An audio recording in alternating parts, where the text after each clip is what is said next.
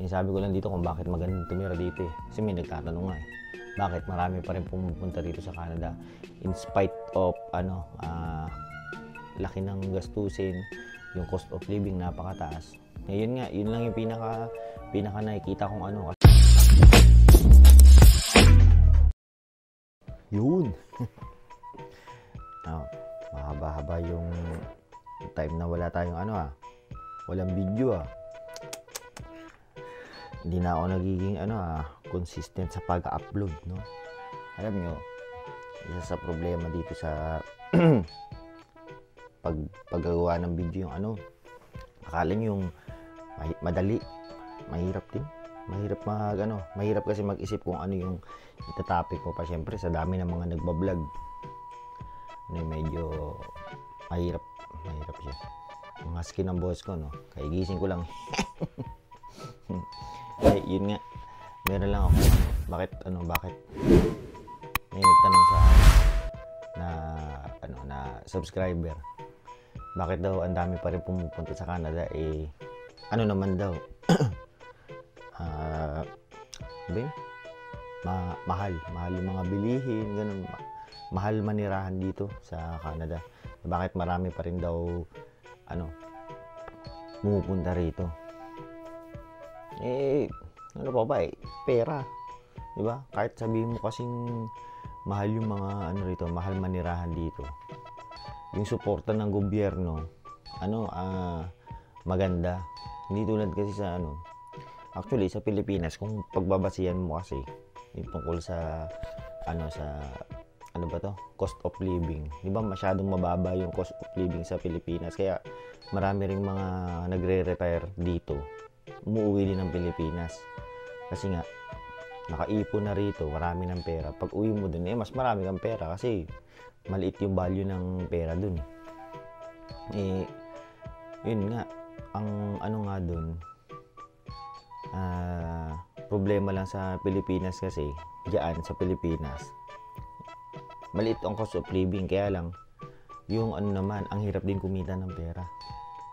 Yun ang tingin ko talagang tapos yung sa gobyerno natin, medyo sablay yung gobyerno natin talaga. Parang alam mo yun, parang paurong yung yung gobyerno natin. Hindi isipin mo dati nung siguro mga 80s, tayo nangunguna pa tayo sa Asia tungkol sa way of living, mga ganyan. Yung Singapore, Malaysia, nasa ilalim natin yan, mga yan. Tignan mo ngayon, sobrang ganda na ng ekonomiya nila, di ba? Yung Pilipinas hanggang ngayon hindi na nagbago, ganun pa rin. Yun yung problema sa Pilipinas. Kaya rin ako, nag-decide din kami na pumunta na lang dito sa Canada. Ano ba to? Yung pagka nanonood ka ng TV Patrol, minsan magbuwisit ka na.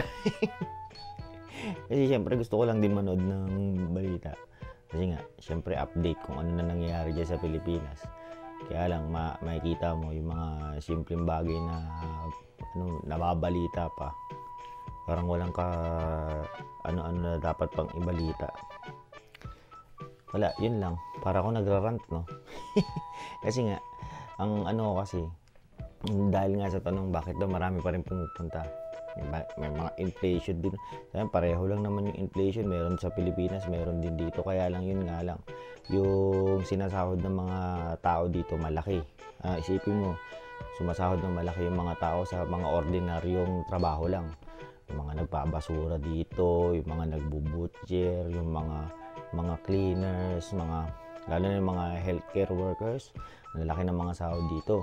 Kumpara mo sa Pilipinas na yung mga trabaho na nabanggit ko, mababa yung sahod sa Pilipinas, di ba? Tapos yung doon sa Pilipinas, mag-anak ka ng mag-anak, lahat yan, bahala kayo. Walang pakialam sa iyo yung gobyerno, basta pakainin mo yung mga anak mo, kahit gaano pa karami yan. Dito kasi sa Canada, pag nanganak ka, suportado ka ng gobyerno, merong monthly child allowance. Itinuturo yan sa school ng mga bata. Kasi di ba yung iba Sabi, pwede yun, parang extra money mo na. Isipin mo yun, meron akong kakilala dito. Meron siyang anak na 6 years old. Ang natatanggap daw niya nasa $500 to $600 a month. Ano yun child support yun, isipin mo yun. Sa Pilipinas ba, merong ganun? Wala kang matatanggap ni singkong duling. Kahit naghihirap ka pa, wala. Dito, pagka kunyari meron ka 5 anak na na mga bata pa, kaya na kayong buhayin sa child support lang na yun. Kaya yung iba rito hayahay talaga Pero yun nga, pero syempre depende pa rin yun sa sa income niyo na mag-asawa, tapos sa edad ng ng bata. Pero malaking bagay na yun, saka makapulot ng ganun, no? Tapos sa trabaho, yung asawa ni Marlon D, pag galing Pilipinas, pagdating dito, within 3 weeks lang. Nung una raw, parang siyempre na bakit walang nagre-reply. Nag-a-apply sila sa Indeed lang sa Indeed, online.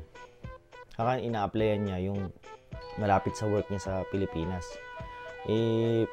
Tapos dumating ang 3 weeks. Yun, sunod-sunod yung mga tawag sa kanya. Tapos magaganda pa yung mga rate, matataas yung sahod. Ganun lang kadaling kumuha ng trabaho dito. Pero syempre hindi ko nilalahat sa buong Canada. Ano ba to? Depende pa rin yan sa province o sa city na pupuntahan mo. Sa Toronto, sa Vancouver, medyo mahirap na dyan. Yun nga, may kausap ako na taga Toronto. Sabi, bakit kayo nag-i-stay dyan? Kasi ang mahal-mahal na ng renta. Tapos ang binabayaran kasi daw nila dun. Sa kausap ko yung weather daw dun sa mga lugar na yun, tulad sa Toronto. Dito sa Manitoba, sa Alberta, grabe na yung snow, nag-i-snow na. Sa Toronto, pwede pa kayong naka-short doon kasi hindi pa talaga yung malamig na malamig. Kaya maganda yung weather nila doon, parang sa Pilipinas. Hindi naman parang sa Pilipinas. Hindi kayo 6 na buwan na nakalubog sa snow, hindi tulad dito sa Manitoba. Yun yung mga ganun. Inaano ko lang kasi yun nga, isa mga para ma-enlighten lang yung mga kasi karamihan ng mga nagko-comment puro madalas mga negative about dito sa Canada.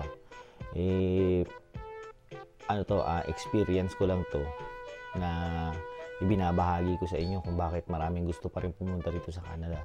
Bukod sa pera, yung suporta ng gobyerno maganda. Tapos isa pa pala, ako kasi taga Makati ako. Ngayon, yung pagka pumunta sa Makati, syempre medyo masyadong marami ng tao. Dikit-dikit ng tao, tapos ma-polluted na talaga yung paligid. Although, may mga gandang lugar naman like pumunta ka sa Taguig sa may BGC kasi malapit din kami doon. Pumunta ka ng Ayala, mga ganda yung lugar. Pero, syempre, pa rin yung environment, mga mausok, ganyan. Dito, pag pumunta ka rito sa Brandon City, talagang, yung pollution, wala. Parang ang gandang bumuhay ng mga bata rito. Kasi magiging healthy yung nila, yung lungs nila. Lalo na yung mga anak ko, may mga problema sa baga. Dito, feeling ko mawawala yan. Problema nga lang dito, yung talagang severe na pagbabago ng weather. Kasi sa Pilipinas, lang bang weather? Tag-ulan, saka tag-araw. Dito kasi may snow. Yung pagka biglang magsiship ng summer, tapos biglang lalamig ng todo, magne-negative. Hindi nyo pa na-experience yun, yung mga negative 30, ganun na lamig. Diyos ko, napakahirap, napakasakit sa balat. Yung tenga mo, pag wala kang bonnet dito, pitikin mo, parang mapuputol. Yung mga ganyan, hindi mo yun ma-experience sa Pilipinas, di ba? Pero yun nga yun yung mga nami-miss din ng mga Pilipino rito, yung magandang weather ng Pilipinas. Pero other than that, syempre yung family na naiwan, di ba? Dito kasi, yun nga, pagka parang mahirap talagang mag-start na pupunta kayo dito. Pero pagka naman nakatagal kayo, buhay na buhay. Okay na okay dito sa Canada. Saka yung iba nating mga kakilala, mga nasa ibang bansa, kunyari mga nasa UK, nasa New Zealand, pero gusto pa rin nilang pumunta dito sa Canada. Ang mga dahilan naman nila, syempre iba pa rin. Yung mga nasa UK ko na kakilala ng mga butcher, mga kasama ko sa sa supermarket dati. Nasa UK na sila pero nagtatanong pa rin ako dito kung paano mag cross country. Kasi nga, yun nga yung ano ba to? Permanent residency. Mahirap kumuha sa ibang bansa ng PR eh. Kasi pagka na PR ka na, yung permanent resident ka na, lahat ng halos ng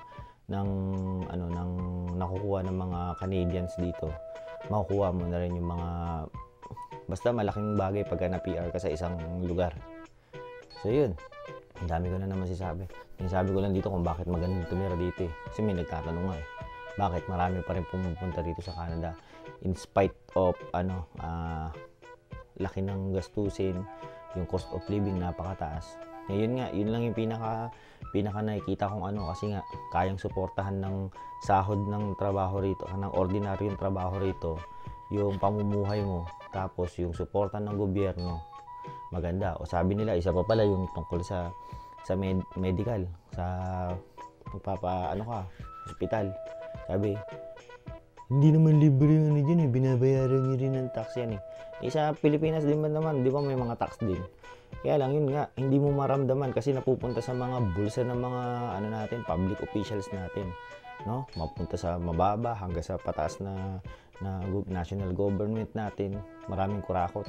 Dito, makita mo yung tax pero pagka kakailanganin mo naman ng tulong ng gobyerno, nandyan lang sila, madali lang, di ba? Wala, ganun lang. Ano lang yun, parang siyempre malaki yung kinukuha ng gobyerno sa iyo, dapat siyempre makita mo rin yung kung saan napupunta yung tax na binibigay mo. Sa Pilipinas, Diyos ko, wala. Puro sa bulsa ng mga kaya ang sa Pilipinas, kung mayaman ka, as in mayaman yung hindi kayo middle class yung lahat ng mga luho mo na kukuha mo sa Pilipinas, okay lang na huwag ka nang pumunta. Kasi ang mga mayayaman sa Pilipinas, talagang sila lang yung mayaman. Pero other than that, yung middle class, mababa. Wala. Parang isang kahig, isang tuka pa nga yung iba eh. Pero syempre, depende sa lifestyle mo. Pero yun, kung saan sana naman ako napupunta eh. Umahaba na naman eh. Basta yun, maganda rito sa Canada. Ako na nagsasabi sa'yo. Panoorin nyo si Michael Morato. Yung nasa Facebook. Yun, magaganda yung mga topic niya. Sige na, wala na tayong yung mga nanghihingi sa akin ng CV, i-message nila ako sa FB page ko, nagbibigay ako. Tapos yung sa reviewer ng IELTS, humingi lang din kayo sa akin sa FB page ko or sa WhatsApp, bibigyan ko kayo, walang problema. Libre yun libre, hindi tayo nagpapabayad. Sige na, like, share, subscribe Paalam.